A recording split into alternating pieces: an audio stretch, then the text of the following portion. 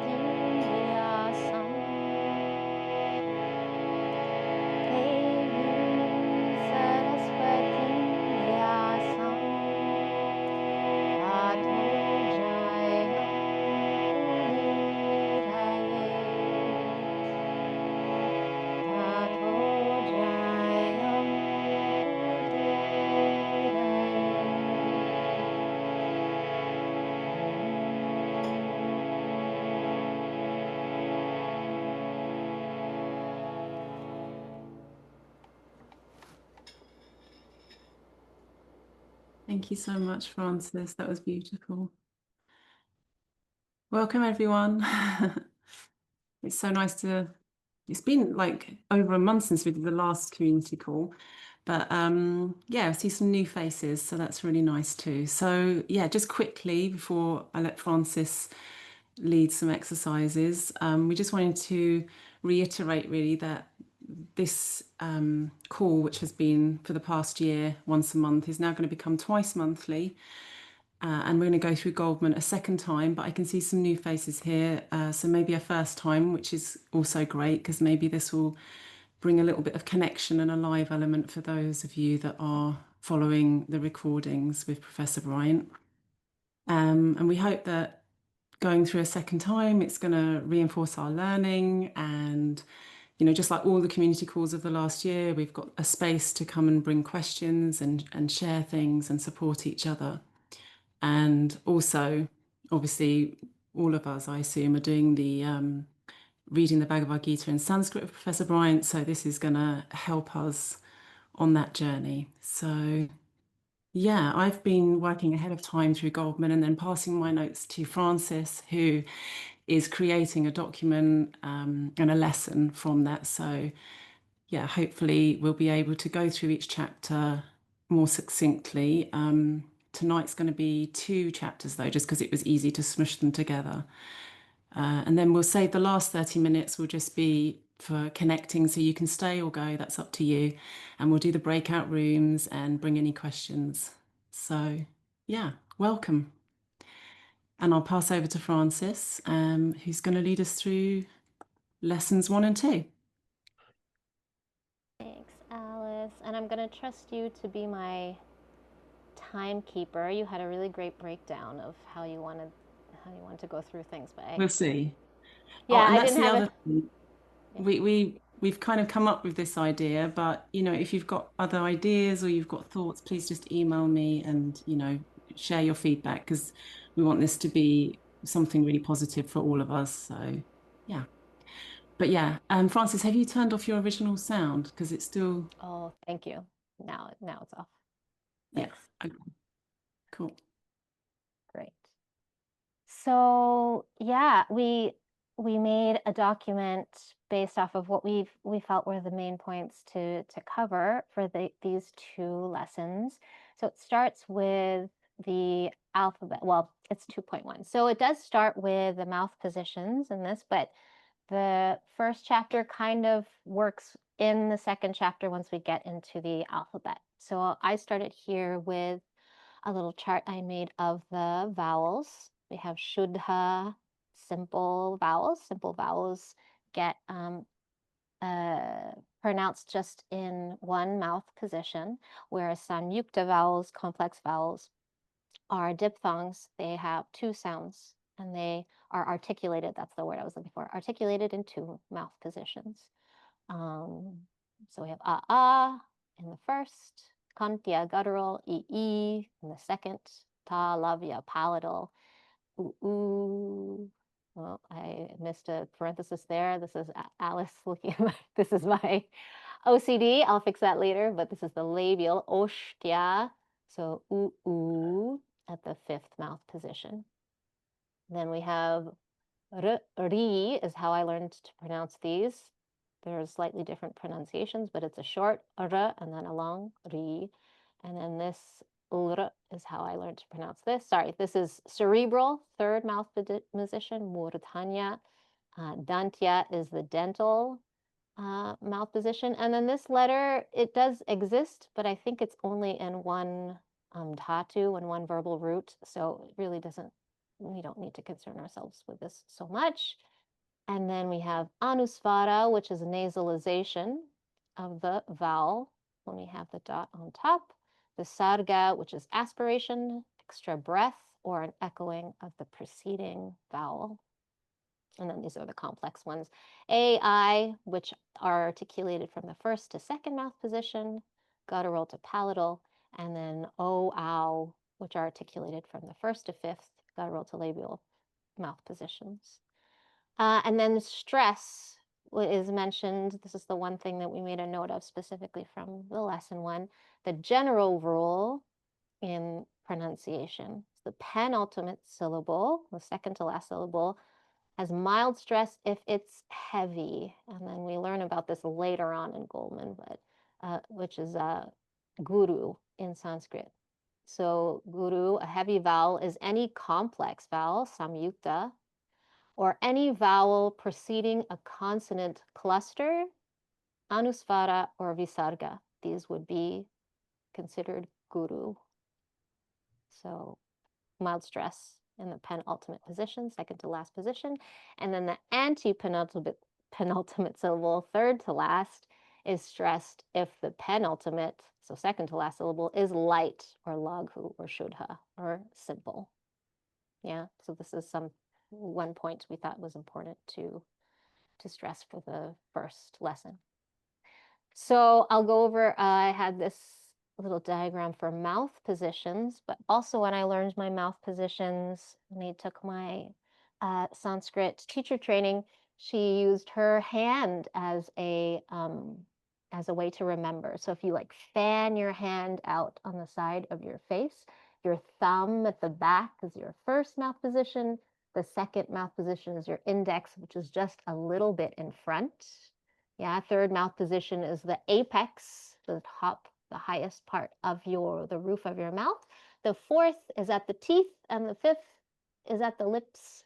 So you can think about it this way: 1, 2, 3, 4, 5. And it has here the descriptions of the different mouth positions in English and in Sanskrit and where they're sounded. Is this good? I feel like someone is unmuted. No? Okay. Oh, maybe here. And here. And here. Okay. If you have any questions, you can, of course, unmute yourselves and ask.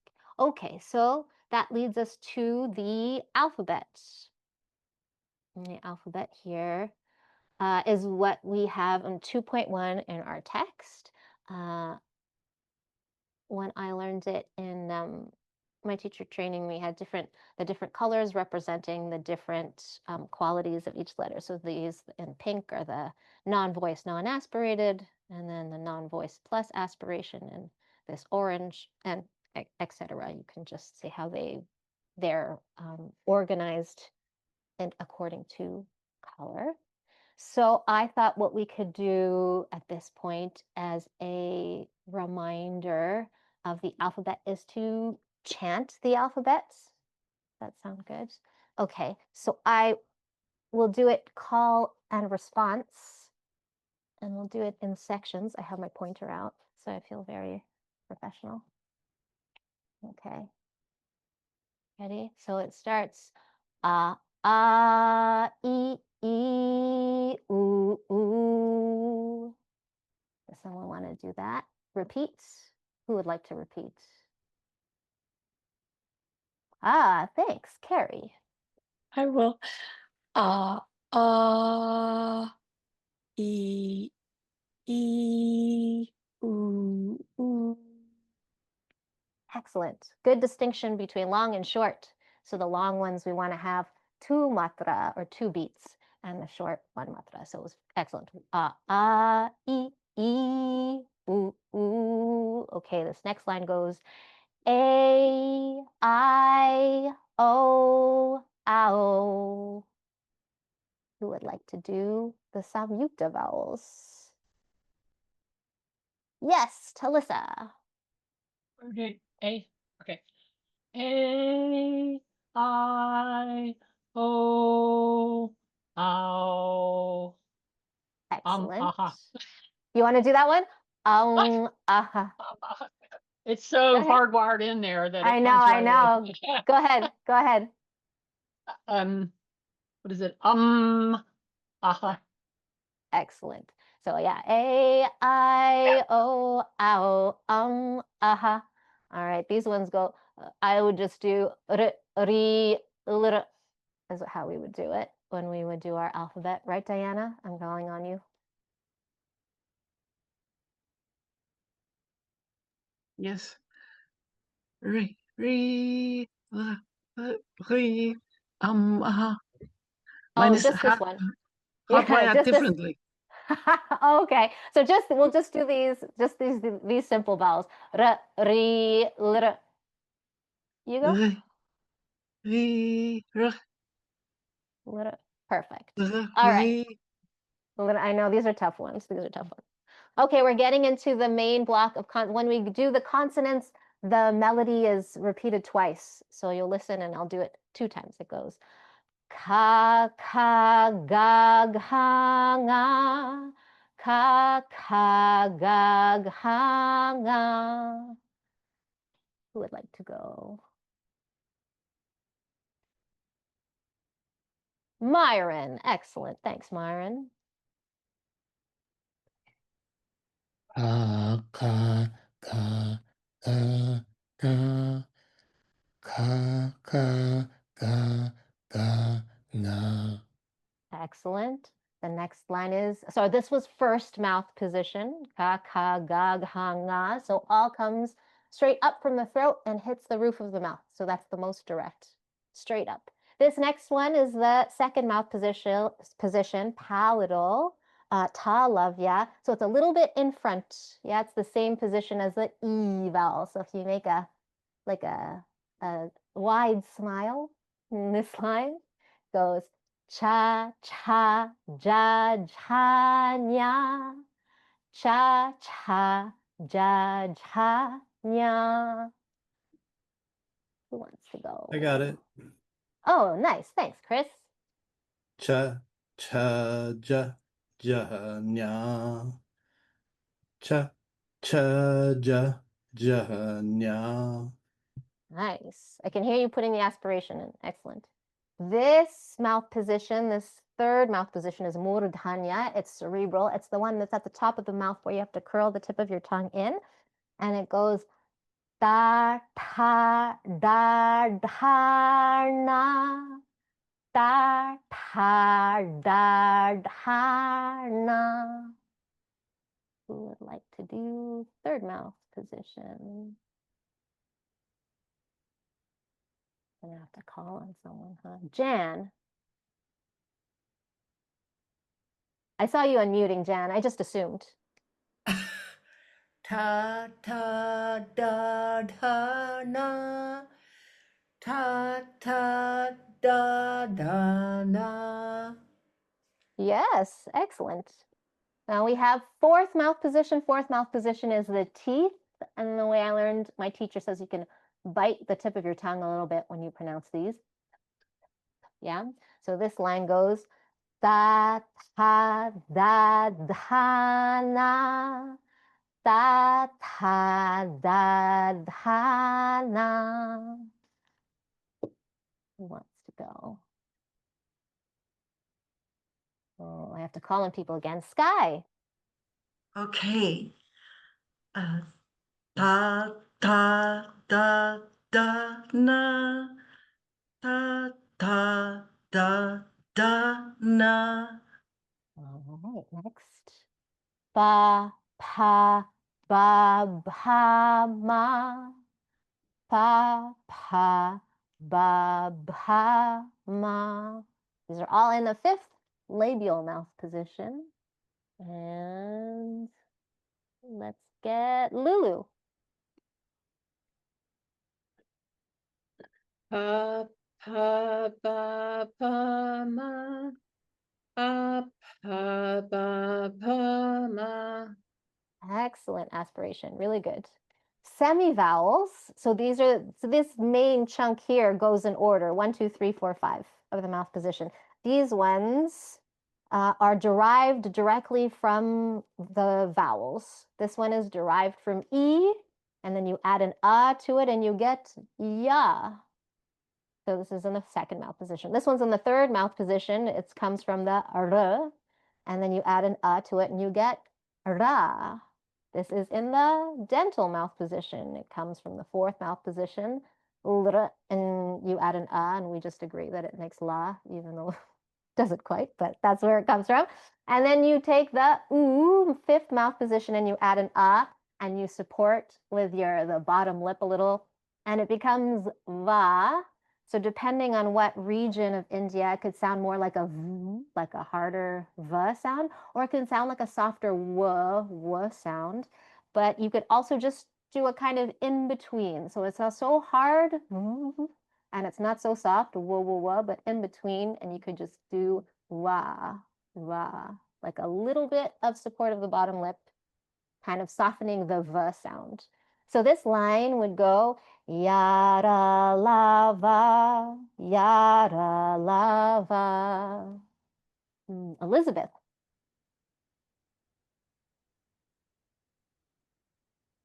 Yara bala, yara ba. I'm sorry. Yara la ba. Lava, yeah.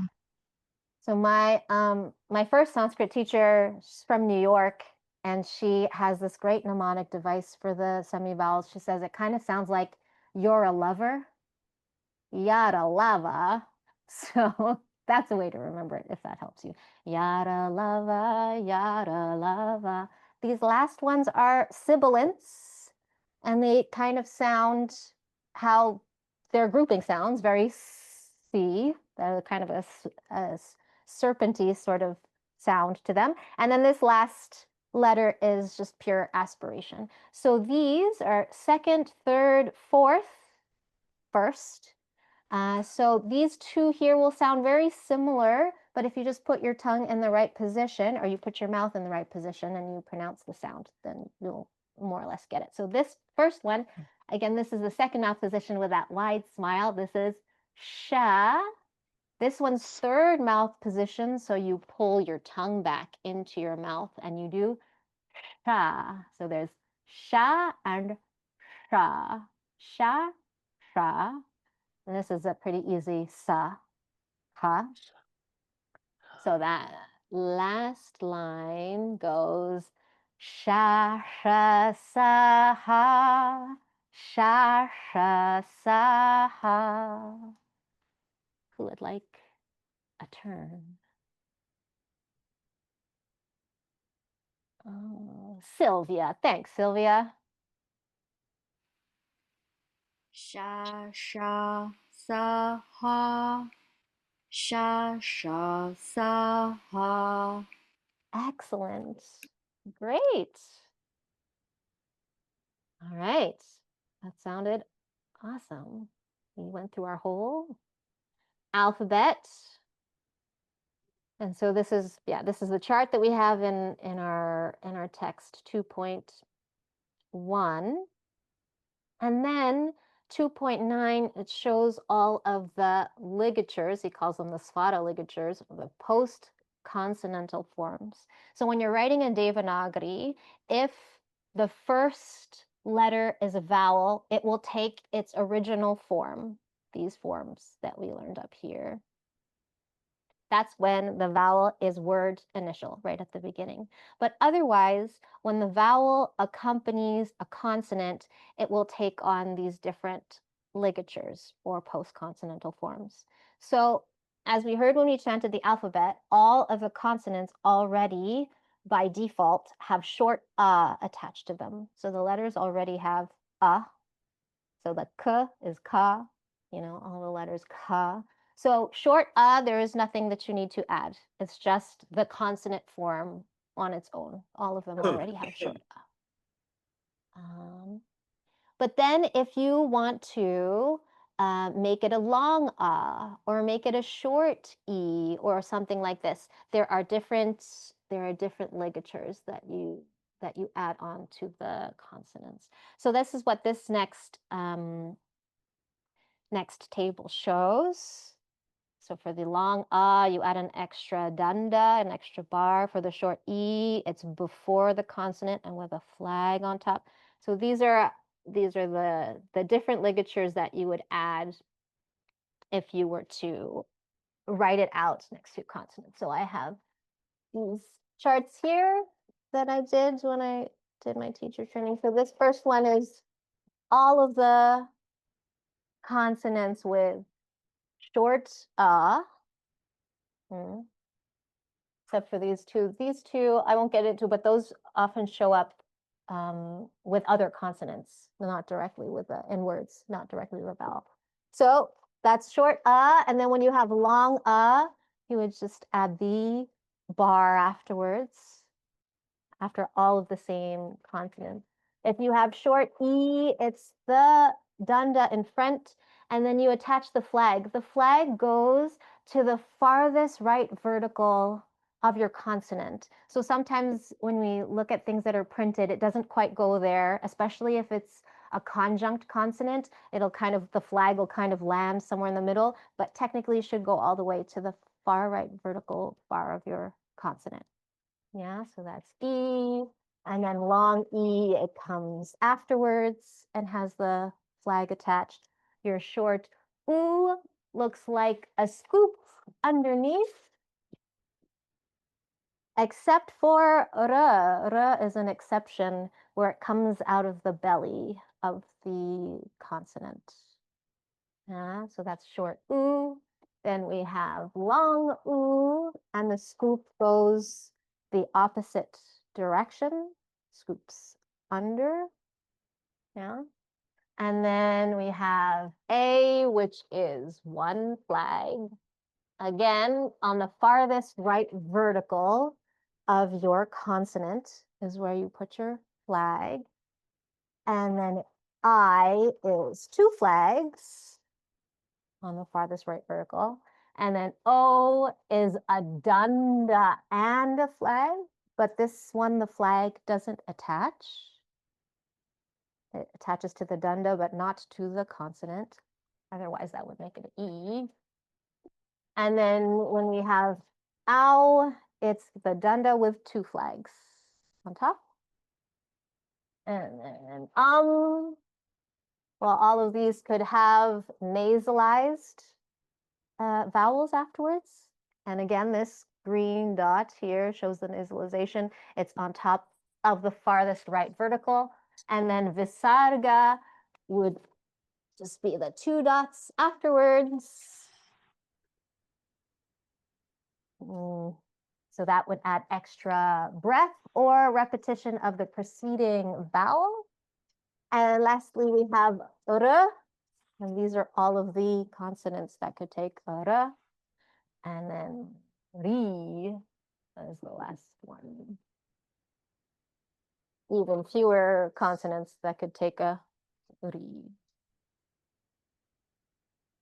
Yeah, is that good for everybody? Questions? No, that makes sense? Okay, great.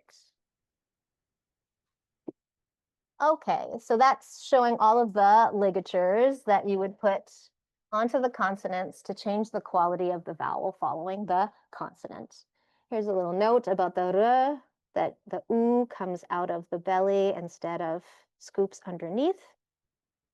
Just to note that in these cases with the r, it's very closely combined to the consonant, and here even in the ha is inside the consonant, the little scoop underneath, the little wiggle underneath. And then a virama is the elision of a vowel. So when you have this diagonal line, again, it would be most of the time at the bottom of the far right vertical, unless it doesn't have a far right vertical, of course, to show that you're removing the sound from the consonant. It's just the consonant sound minus the vowel. Yes, we have a raised hand question. Wait. No, I just want to share a tip. I have a app and you can practice the letters, and it helped me a lot to it's the basic, it calls the Sanskrit basic letters, and then you can choose the consonants or the vowels, and you have to you have to fill in what you think it is, and it learns you very fast to learn the letters. So I just want to share this with everybody. Lovely. Okay. Thank you. Bye bye. Maybe you could put that in the chat, the name of In the the app chat. or something. Oh, yes, that's good. I will do that. Thank you. Thank you. I don't know how to get rid of the hand. Oh, you got it. Oh, okay. Good. And so then it moves on to conjunct consonants. So the final consonant, whenever you have consonants that smush up against each other, the final consonant appears in full form, but the preceding consonants, only their distinctive portions, when the distinctive portion is mostly to the left of the vertical line. So the way that I learned this, my teacher had us look for all of the consonants that had a far right vertical line. And when you're going to attach it to another consonant, you just take that last danda off and you stick it onto the next consonant. So this is a pretty straightforward one. Tva, you take this line off, and it's just this part of the t, and then it gets attached to the va. Same thing with tma. Kva would be an exception because it is kind of even on both sides, but also you just take off a little bit of the end here, attach the next consonant. So I think these are all. Ha often has kind of funky looking ones, and it attached here, the ya part, to like this belly part of the ha. But all of the rest of these, pretty straightforward. You take off the last far right vertical and attach it to the next consonant. But then for ones that the distinctive portion occupies a small vertical space or doesn't have a far right vertical, you can cluster them vertically instead. So pta, although I have seen it, this one both ways with the just this scoop and then attached to the ta, but they can also sit on top of each other. Here you see this da doesn't have a far right vertical, and kind of just attaches the dha, attaches scoops underneath. Shta is a pretty regular one that comes up regularly, and then this da with both of them sitting on top of each other. So again, the way I learned it, far right vertical, you just take the far right vertical of the first one off and you put them together. And if there's no far right vertical, you stack them. When we write them out, they become half their size, and then they stack on top of each other for those clusters. There's also consonants with reduced or altered forms, and there's going to be conjunct consonants that kind of just have their own special character to them that you learn over time because you see them often. So here with sha, it can be kind of reduced to just this scoop here at the top. So when you have shcha or shva, it's the scoop, and then that's the other consonant tucked underneath. And this shows up in our text every now and again with shu, but you could also have it with the scoop underneath this sha character as well. So both, you could see both. Shra, again, it has this reduced form with the r attached. And then this is straightforward. You just took the far right vertical line off of this one, and it becomes shya or shma, right? This goes away, and you attach the next consonant. Ra is a special case, just like with the vowels, with the u, it was a special case. This is a special case. When it is the first of a conjunct consonant, it's a hook at the top. And when it's the second of a conjunct consonant, it's a diagonal bar that generally comes out of the belly of the character, but here you could see it comes out underneath for these that don't have a kind of middle place to them. And the way I remember it, or the way I read it, is the way I write it. When I write Devanagari, is I read left to right, top to bottom.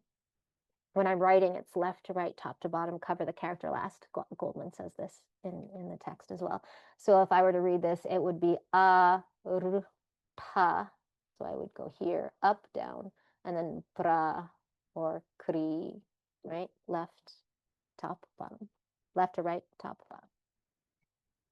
Oh yes, and then the ta, when it's preceding a ta or a ra, it has a reduced form as well. It just becomes this top line, or here it's a little bit of a diagonal line.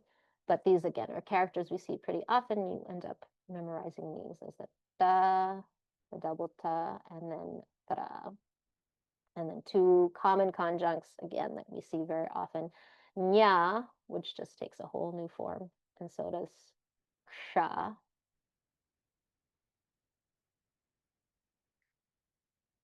And then lastly, it's going pretty fast, but we're going to do an exercise, right? Lastly, we have avagraha. And avagraha looks like this. When it's transliterated, it's an apostrophe. So this is in Devanagari. This is in transliteration. And this is to show that a vowel has been elided. It's a. Actually, a or a has been lost. So in our example, we have ka kaha ayam becoming ka ko yam. This is a sandhi rule, which we'll look at the next time we have a community call together, sandhis. So this visarga became, or aha became an o, and this initial a was elided, and so it has a little apostrophe or the avagraha here, and it becomes kako yam.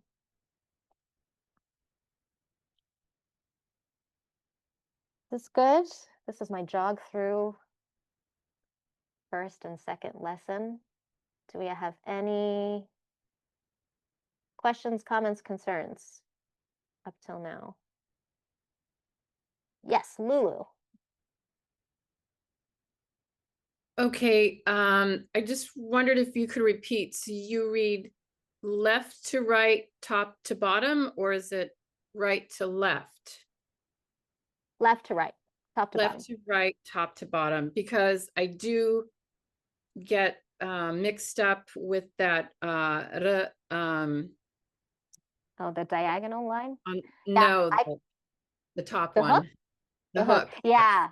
So that's what I was showing with the word artha. I'll go back. Hold on. To my sheet.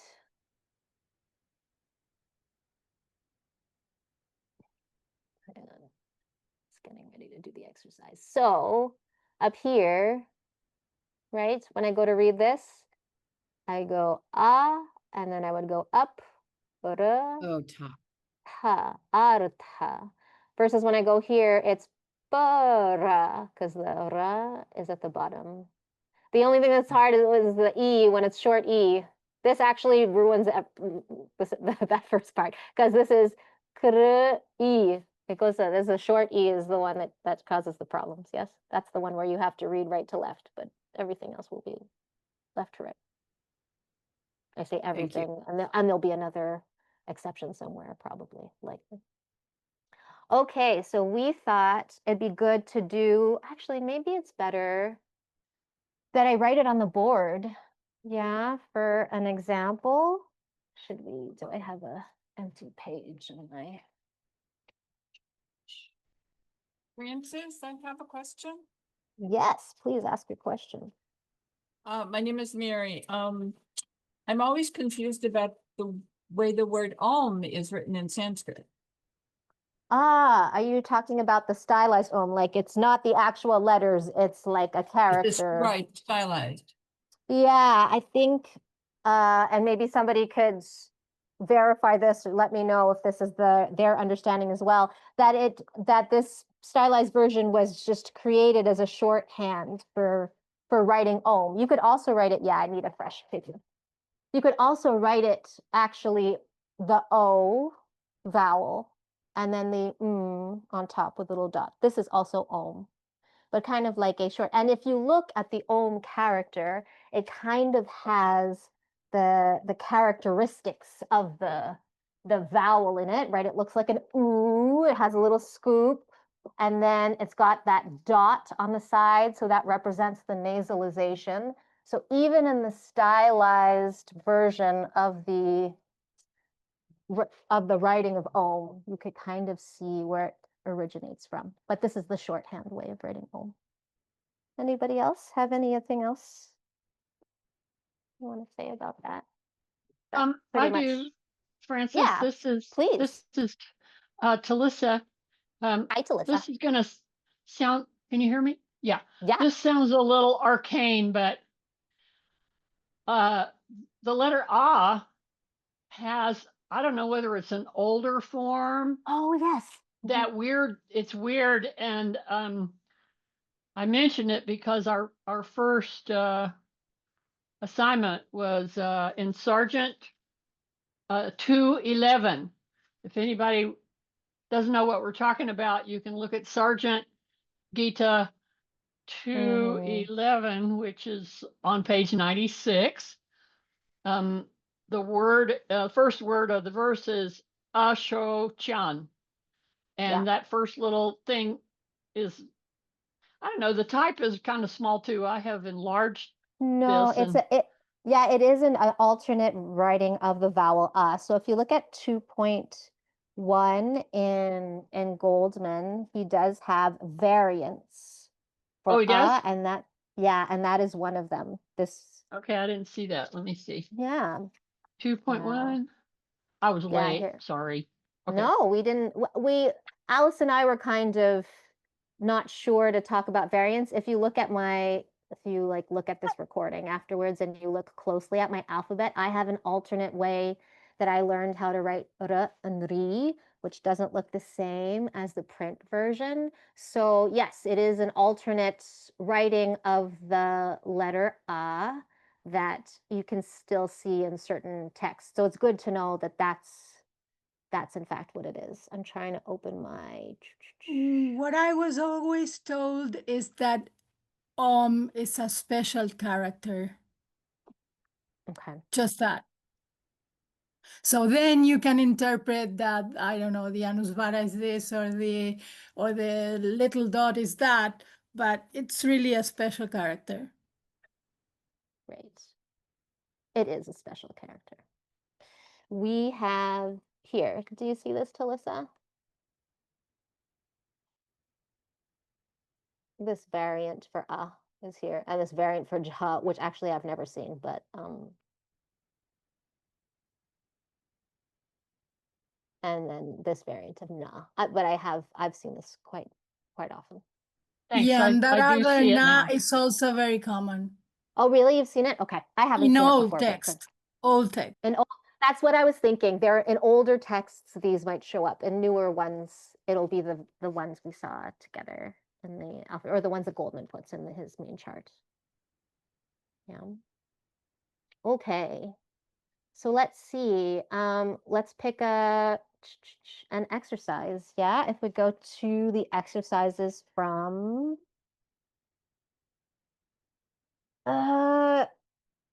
lesson 2.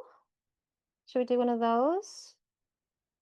Lesson 2, BC, where it says transliterate the following words. Yeah, should we do one of those?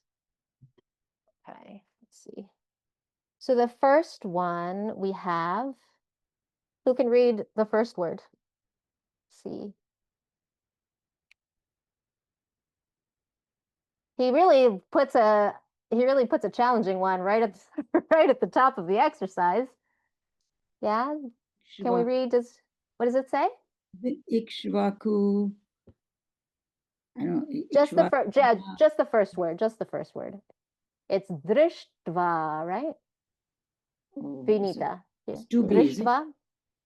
It's a d with a r, and then it's a sh in the third mouth position, plus a ta in the third mouth position, plus a va. So this is a three consonant conjunct, and then there's a long a, yeah, with the extra bar. So if we were to write, you guys, let me trying to see if you can. And can you see me writing properly in the right direction? Yes. Or does it look mirror? Yes. Okay. So I would do dr, and I learned to write left to right, top to bottom, cover the character last. I have to cover each character. This is what my teacher told me, so this is what I'm doing. And then sh, but then also a t, but then also a v down here. Drisht va. Can you see that? I'll try to write bigger for the next one. Yeah. So it would be, oh, Kara, did I do something wrong already? No, Let me just know. a comment that I have an older version of Goldman, and okay. I think it doesn't have that variant of the and it also, this first exercise in chapter 2 does start for me with Ikshva, like I think Vinita was saying. Oh, okay. Sorry, Vinita. There are some variations. No, I thought it was Vinita's like, what's this woman talking about? She No, can't I read. thought I was wrong. She can't read Devanagari. I'm just kidding. No. No, there No, are thanks, different Kara. variations. Thanks, Kara. Thanks for clearing that up. So this is the first one in my version is drishtva. And if we were to transliterate this, we would have da, right? This here is the r vowel, so it has the dot underneath. This is the sh in third mouth position, so it also has the dot underneath. This is the ta in third mouth position, so it has a dot underneath. And then va, but it is a long because of this danda, drishtva. Yeah. Okay. Anyone have another one that you would like me to do? We could do I guess we could also do a from Devanagari or from transliteration into Devanagari, but does anyone have one they would like to look at? How to write? No, just leaving it up to me. All right. Should we do you want to do another Devanagari to transliteration, or we go to transliteration to Devanagari? Let me know. Maybe do a few more words and few more people words. can call. I don't know.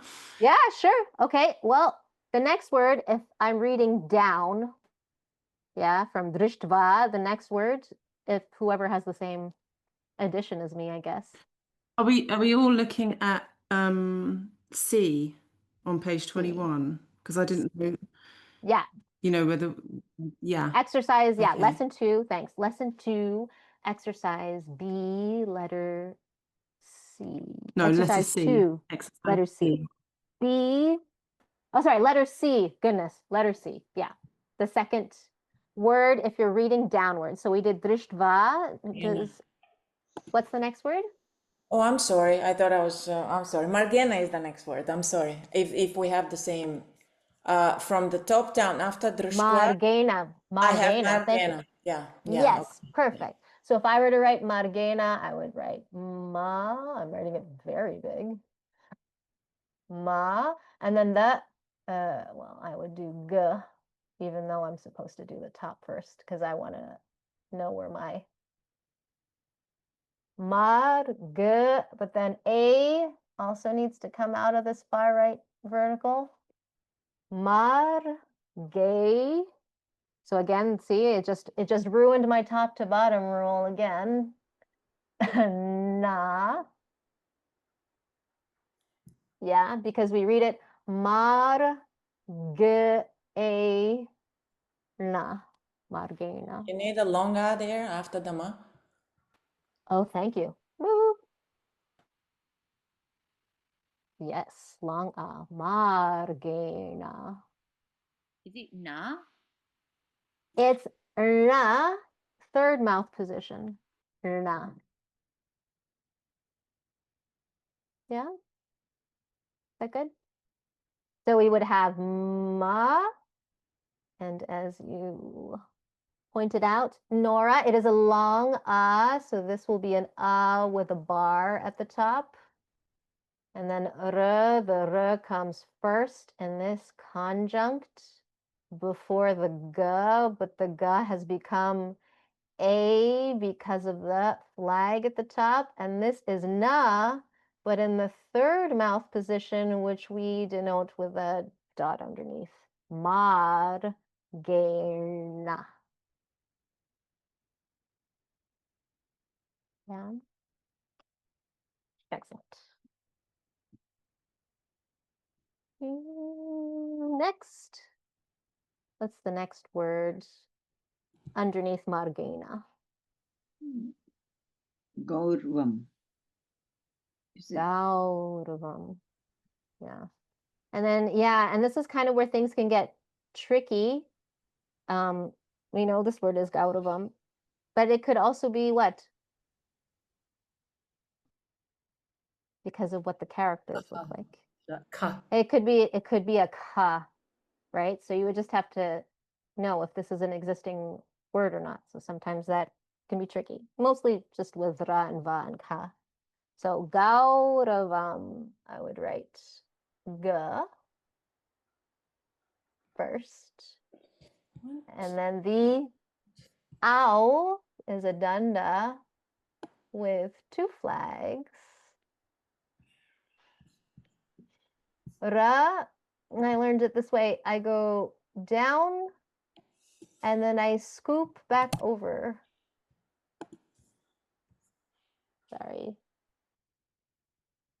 Gao, ra, va. Right? Did I miss any long? Nope. And then and we take off the with a virama. Gauravam. Yeah. So we write it in. Just show me again, Frances. Sorry? Could you just do the r? Can you just show The how you ra? did the r again? 'Cause Yeah. I struggle with writing that. And Yeah, and it's yeah. actually it's also that's great. It's also the beginning of a sa. So when I do my ra, I'll do it really big. I go down and then I loop back around on the same line, and that's what makes the scoop. That's a ra. But then if I were to go here, then it would become a sa. Yeah. That's There are so some much. people. That's There so are much some people. neater. I've just like been squiggling for a whole year. Yeah, well, there are some much people nicer. that write it like this, like just a scoop like this. But my teacher told me not like this. My teacher taught me what I'm showing you. So a down, and then a little bit back up that same line, but you close off the loop. You tie it off like a bow, and then you can do this could be a ra, or you can go like this, and it becomes a sa. And this is when I do my ma, I have this little. And like ga, you can see it has like a little triangle here, a little diamond thing. It would be the same if I did a na. I have a little scoop here at the bottom before my na. Just these little. Anyhow, this is gao ra vam. Yeah, and transliteration pretty straightforward. There's no dots, there's no lines. Yeah. Okay. We can do one more and then we can go, because we have time. One more. What's the next one after Gauravam? Buddha. Vriddha. Yeah. So we have, oh no, Buddha. Sorry, I thought it said Buddha. Vriddha. Buddha. Buddha. Thank you. Yeah. this is me clearly tired because the va and the ba are very close, but not the same. It starts like this, but then it has this line, this diagonal line in the middle for ba. And then it's a short oo, so it would be under here, boo. And then we have our conjunct consonants, so I would make my d half-sized, and then I would make my dha attach here. This is very messy. I don't like that. I'll do it again. Needs to be more on an angle. And then here, and then we have a visarga. This is, I'm making it look very large, but yeah, this is what it would be. And then for our transliteration, we had ba, but it turns into an oo because of the scoop. And then we have da, alpa prana, so little breath da, but then attached to mahaprana, big breath or extra breath, da. And then here, because there is the visarga, we get this at the end. Buddha or buddha. Yeah. When there's a double consonant, you kind of land a little bit longer on your double consonant. So it's not just buddha, it's buddha, buddha. Kind of like you stop here and then you start here again. Buddha, buddha. Like vritta or chitta. Yeah. Is good? Should we move on to writing into Devanagari from transliteration? We'll do a couple of those. How about you just you guys call out a word in your list, so no matter what version you have, we can. I have one out of my head. Shishya. Yes. Shishya. How would you write it?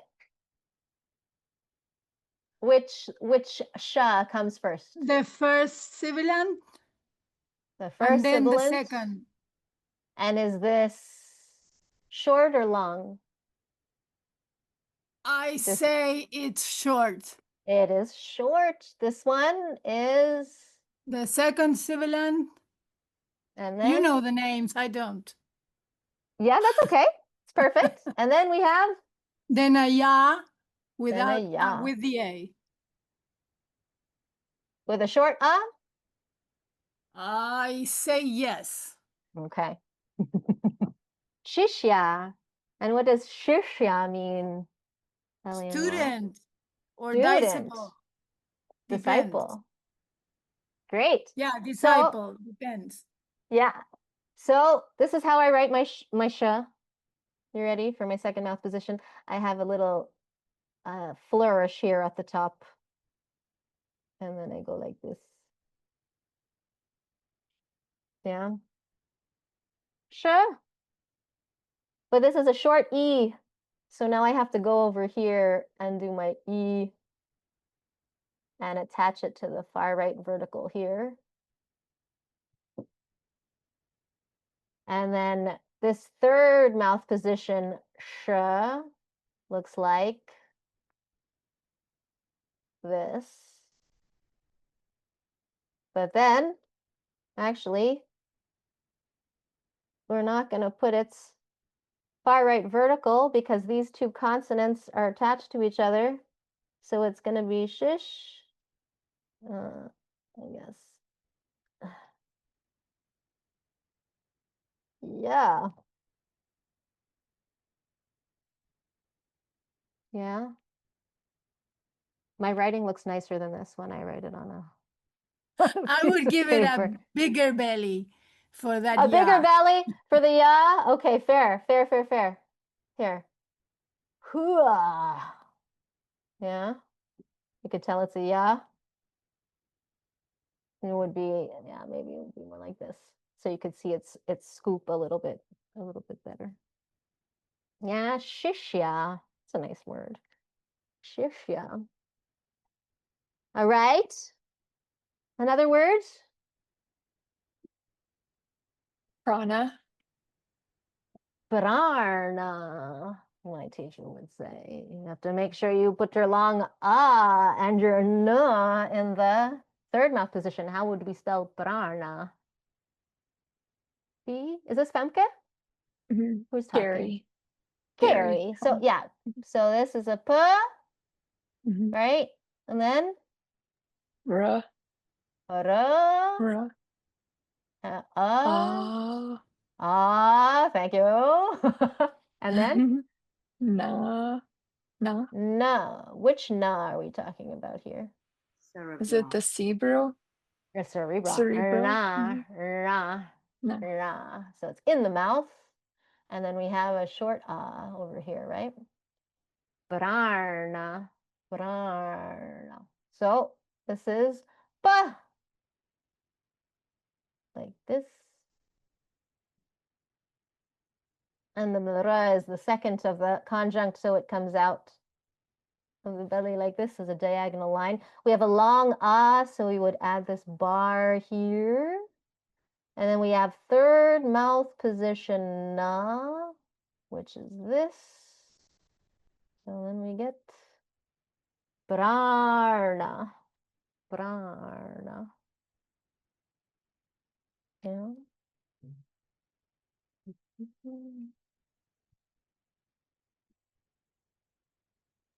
Another one? It's Francis? almost, you know, Yes. Oh, I'm sorry. I had a quick question. So when you pronounce it prana, and so there's like an R in there. So Yeah, see, this is what it sounds like, right? It sounds like to people that I'm saying prarna, but I'm not saying prarna. It also sounds like that when I say tardasana. Sounds like I'm saying tardasana, but I'm not. I'm not pronouncing an R sound.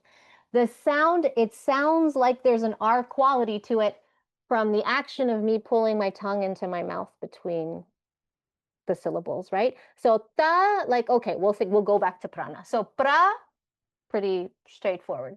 But from the I have to go arna, arna.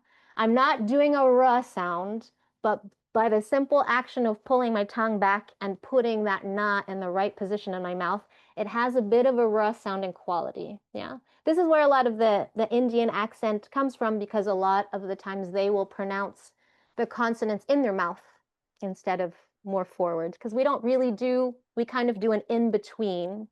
We do like an alveolar ridge, the and the, so it's not quite teeth, it's just behind the teeth, and it's definitely not in the mouth. We don't have in the mouth in English like they do in the Indian languages. So just the fact of me going bra and then going ra, bra, na, brana, brana. It has a bit of that in it, but I'm not actually pronouncing the R sound. Does that make sense? It's Okay. But then you can hear it, right? Retroflexion, yes, it's retroflex. But then you can hear the difference if I'm saying prana versus me saying prana. Pra, I'm also doing the R inside my mouth. I'm not going prana. I'm going pra, na. Yeah, then you can hear it if I'm doing a na fourth mouth position versus doing a ra third mouth position, usually. In isolation, maybe not so much when I go na, na, na, na. But if I put them next to each other, pranayama, then you can hear it more. Yeah. Francis? Yeah. This is Talissa with a R question. Does the ra, and I just did this, does it have, I don't know whether to call it a trill or a little rolly thing? That's Yeah. a standard for the consonant, the main consonant. Well, no, it's not a consonant. Let's see. Semivowel, ra. So you do have a little r that you put on there. The way I learned it, and this is from my teacher, so she just says it's a one tap. So you shouldn't be trilling. Oh. It shouldn't be like you would in Spanish. It's not perro or something like this. It's just a one tap. So, brda, brda. It's just like a one flick. Brda. She used to make us do tongue push-ups. She goes, go in front of the mirror and just go up and down, up and down, up and down, and go ra, ra, ra, ra. Yeah. So it's supposed to be one tap. Presumably, this is what my teacher says. Yes.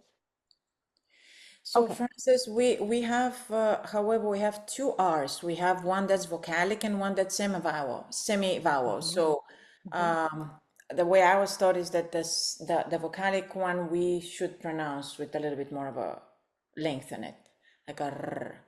But then the L was somehow pronounced with an R to it, like r, that kind of a sound. You can tell by the word in a way whether this is a vocalic R or whether this is the semi-vowel.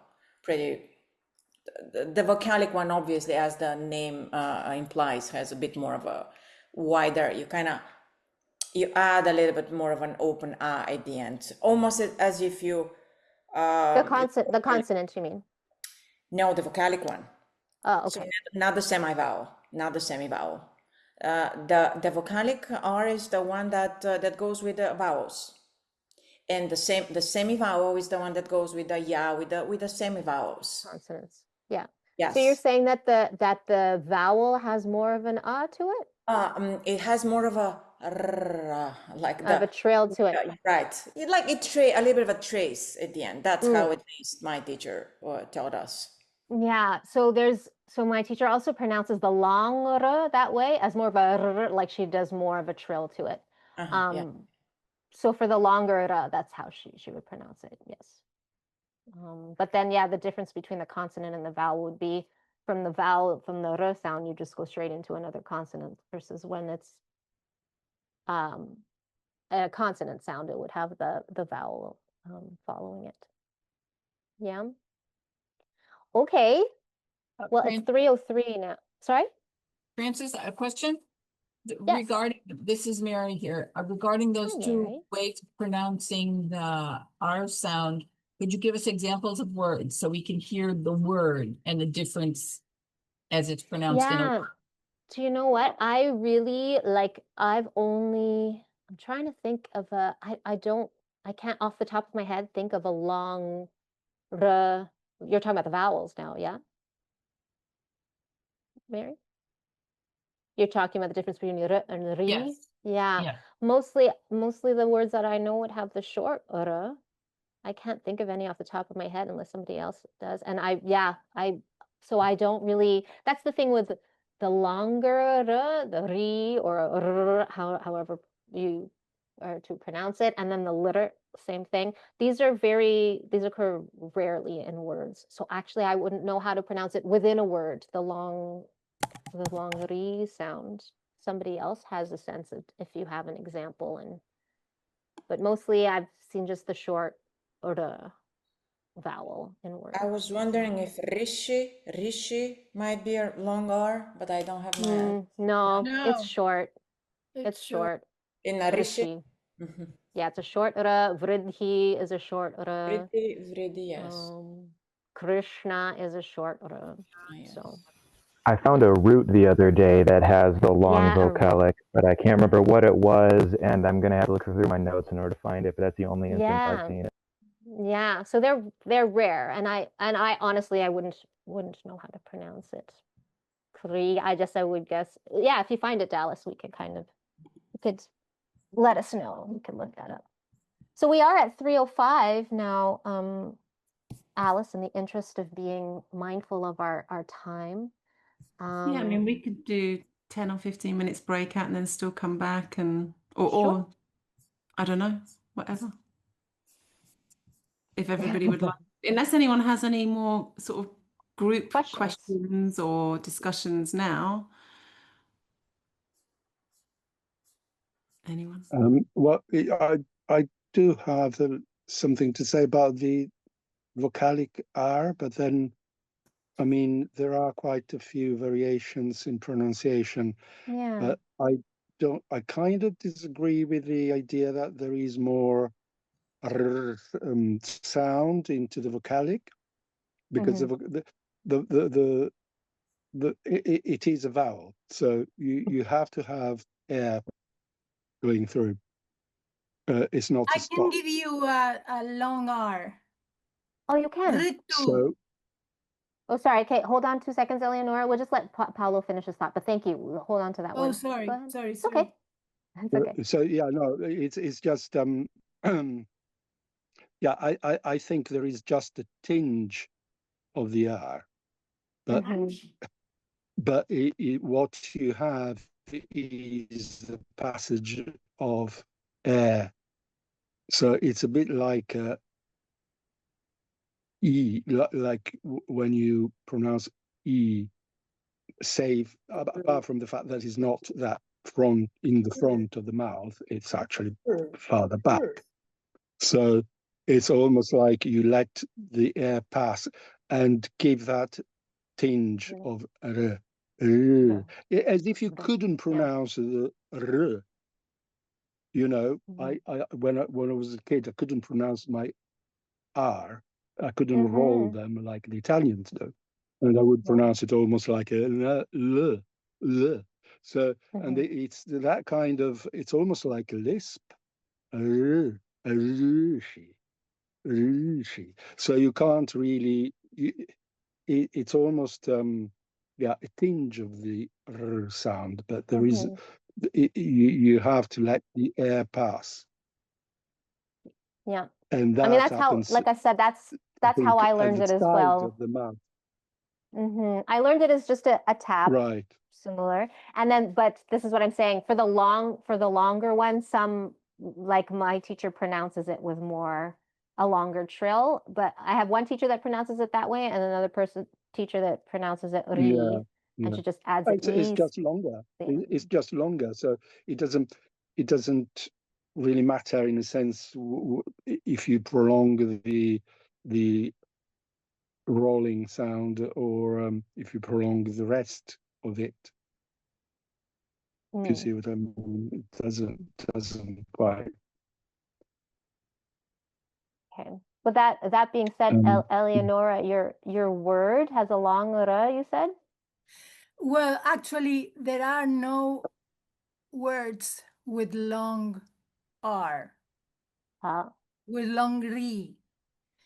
There's only an ending, which is lri, L-R, long I. And it means the mother of the cow of plenty. Of course, it is a feminine. Well, we get to that. And it's an ending. But there are no words in Monier Williams, and there are no words in a Spanish Sanskrit dictionary either. So it's an ending. It's an ending like a declension, or I thought it was a dhatu, like a verbal root. It's an ending, you're saying? I would say it's an ending because talking about which is it? It is masculine, and then it can get an S also, and it means Shiva. The mother of the cow of plenty, the mother of the Danavas, wife of Daitya, mother, divine female, female nature. So it's an ending, I would say, or it's not. But really, what I mean by saying this, by participating, is that it doesn't matter. Because of all we have in Sanskrit, this is very rare. It's very rare. Yeah. Yeah. Dallas, did you find your word? Talking about declensions. Oh, sorry. Pause. Yeah, you go ahead. Okay, Dallas, go ahead. That was just going to be quick. So yeah, it is rare, though. Personally, I was tripped up on it not that long ago, just in something very familiar, because there is the dhatu that is the long vocalic, and then of course it conjugates in different ways. But then I'm finding another one that's adar, that's a long A, a D, and then a long R, and that one's in Monier Williams. And that's a word in and of its own, or is this a dhatu, or is this an ending? Well, it's going to be a dhatu that then conjugates in other ways, and then some of them conjugate with just having a long vocalic R at the end of them. Oh wow! Okay. Yeah. Well, there is also the talking about conjugation, the declension of pita. Oh, yes. Oh, that's Right, true. Pitri, that's right. Pitr. So you have Right. accusative plural. This is true. Dvitiya vibhakti bahuvachanam is Pitrn, Pitrina, yeah, it's true. and the Shashti vibhakti bahuvachanam is Also has the longer. Pitrnam. That would be genitivus though, right? Genitivus pluralis. Yeah. Yeah. Yeah. I would probably say Pitrinam, but I could ask my teacher how she would pronounce it. But yeah, you're right. You're absolutely right. It's a long genitivus. Pitranam would be. All right. We'll prepare that when we get there. Paolo, thank you for warning us. It just suddenly dawned on me. No, that's great. This is true. This is true.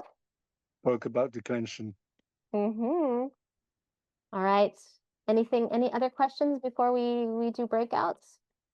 We'll do a little 15-minute breakout. You can talk about whatever you like, and then we can come back and share and close off the day. Yeah, and then just for anyone that's going to leave before we go into breakout, are we going to do the next call on Sunday the 5th of October, Francis, at 9 a.m. Eastern? Sunday the 5th at 9 a.m. Eastern. That's what I have. And we'll be, Francis will be going over the chapter 3, so Sandy. I'm not sure yet if we're going to split it into 1 or 2, but if you want to kind of, you can reread or read chapter 3, and then I'll put in the chat actually the 2 classes, the recordings for those that might want to watch or rewatch. I'll just put that in the chat now. Just seeing how many rooms we need. Okay, 7 rooms. I have put it on my most recent email at the bottom. I've put the links. But yeah, okay.